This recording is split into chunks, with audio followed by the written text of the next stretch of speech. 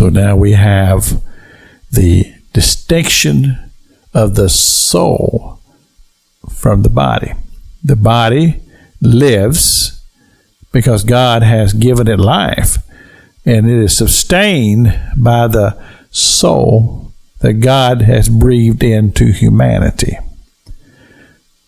The thing is that most people, well, let's correct that. Let's say a lot of people don't understand this distinction, that there is the human body and there is the living soul, and they are separate and distinct because God created one and then he created the other. Okay.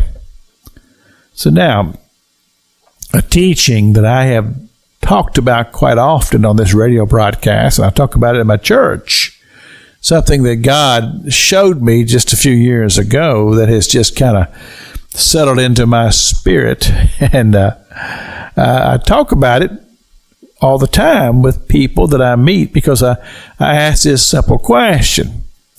What was it that Nicodemus, in chapter 3 of the Gospel of John, when he came to Jesus at night, remember Nicodemus was a Pharisee.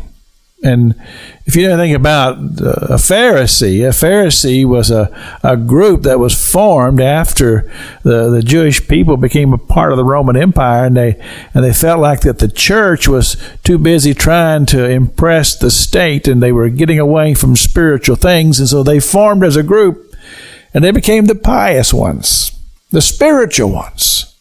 Nicodemus was a Pharisee.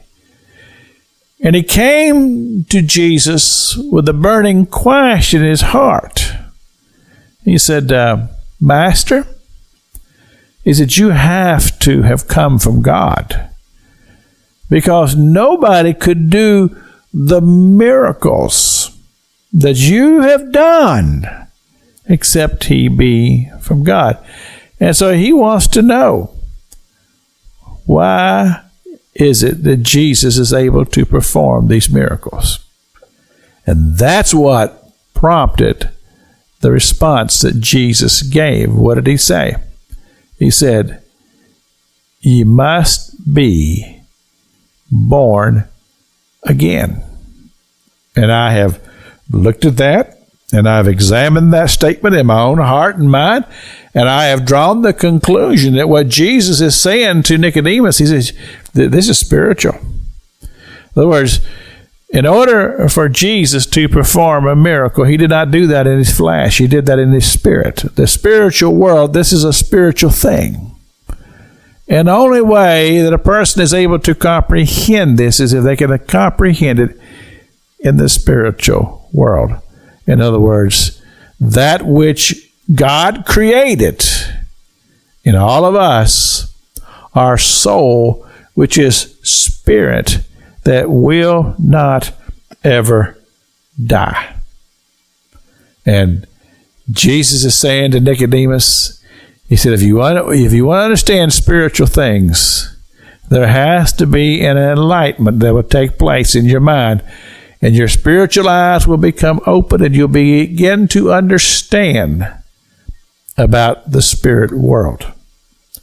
And I believe that that's what Jesus is saying. He says, you have to come alive in your spiritual person to be able to understand spiritual things. It's Pastor Jack King with the gospel on the radio broadcast.